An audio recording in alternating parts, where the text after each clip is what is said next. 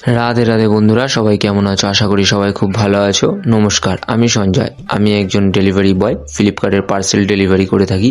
আর তারই মধ্যে কিছু ওপেন বক্স ডেলিভারির ভিডিও তোমাদের সামনে তুলে ধরার চেষ্টা করি।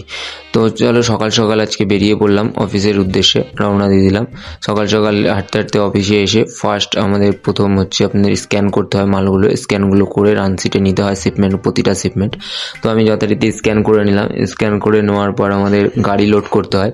দেখো আজকে প্রায় ভালোই 40টা মাল মতন হয়েছে। 40টা শিপমেন্ট ডেলিভারি দিতে যে যাব, গাড়ি লোড করে নিলাম।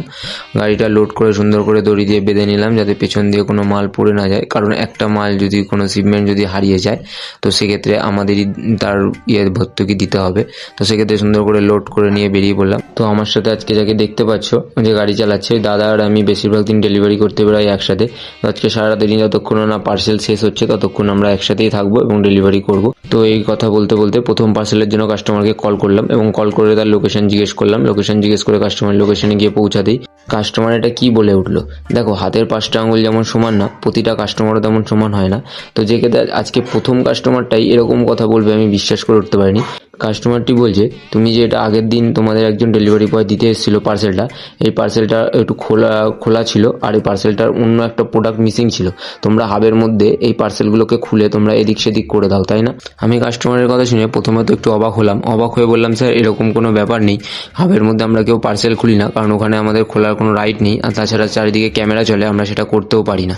তো যাই হোক, ওনাকে অত কিছু বলার পর আমি আর কথা না বাড়িয়ে পার্সেলটি ডেলিভারি করলাম। ওই পার্সেলটি ডেলিভারি করে তারপরে আরেকটি কাস্টমারকে কল করলাম। কল করে তারপরে সেই কাস্টমারের লোকেশনে গিয়ে সেই পার্সেলটিও ডেলিভারি করলাম এবং সেটি একটি ট্রলি ছিল। তো এইভাবে সারাদিন এক একজনকে কল করে তারপরে ডেলিভারিগুলো করলাম। করতে করতে করতে করতে যখন সন্ধে হয়ে গেল, লাস্ট একটাই পার্সেল বাকি ছিল, সেটা হচ্ছে টিভি। তোমরা দেখতে পাচ্ছ টিভিটা নিয়ে কাস্টমারের গাড়িতে নিয়ে গিয়ে ওপেন বক্স করে কাস্টমারকে ডেলিভারি করে সব কিছু চেক করিয়ে হাবে ফিরে এলাম। এবং হাবে ফিরে এসে যে কাজগুলি থাকে তার মধ্যে সবার প্রথম কাজ হচ্ছে গাড়িটি দাদা ব্যাকে করে লাগিয়ে দিচ্ছে, যাতে যেগুলো আনডেল মাল ছিল, যেগুলো আনডেল শিপমেন্ট, যেগুলো ডেলিভারি হয়নি, সেগুলো যাতে আমরা গাড়ির থেকে নামাতে পারি। এবং গাড়ি থেকে নামানোর জন্য দুজন মিলে গাড়ির দড়ি খুলে ডালা খুলে নিলাম।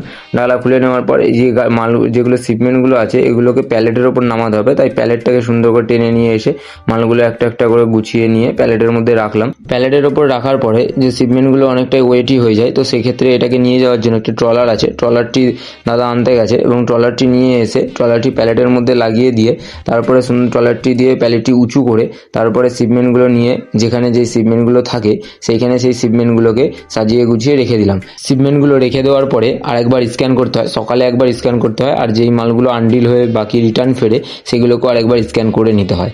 তো সেই মালগুলোকে আবার স্ক্যান করে নিলাম। স্ক্যান করে নেওয়ার পর